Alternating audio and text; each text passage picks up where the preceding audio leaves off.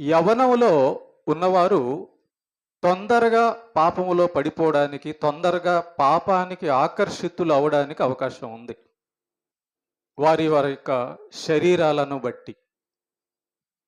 కనుక చూడండి, యవ్వనస్తులు మాత్రమే కాదు, లోకంలో ఉన్న మనుషులు వృద్ధుల కాడ్నించి వయసు వచ్చిన వారి వరకు కూడా పాపములో పడ్డానికి కారణం ఉంది అని అంటున్నాడు దేవుడు.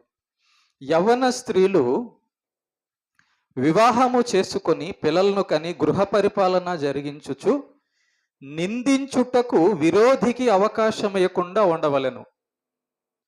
విరోధి అంటే ఎవరు? సాతాను. ఎవరికి విరోధి? దేవునికి విరోధి, దేవుని పిల్లలకి కూడా విరోధే.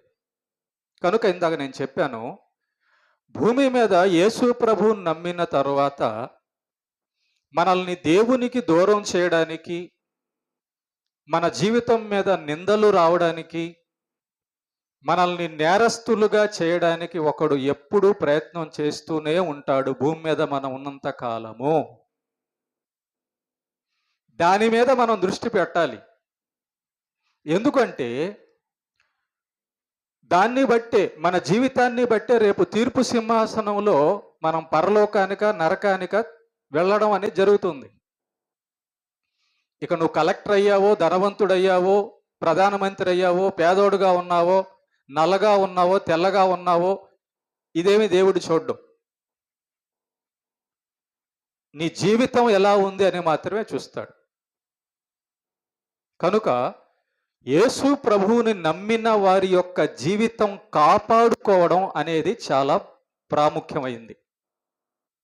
మనం ఎక్కువ దృష్టి దేని మీద పెడతామంటే, ఆకలి తీరాలి కదా, కష్టాలు పోవాలి కదా, డబ్బులు కావాలి, ఈ భూమి మీద ఆనందమయమైన జీవితం మీద పెడతామే కానీ నా జీవితం, నా మాట, నా హృదయము, నా ఆలోచన, నా క్యారెక్టర్ ఎలా ఉందని పరిశీలించుకోవడం చాలామంది తక్కువ మంది చేస్తారు.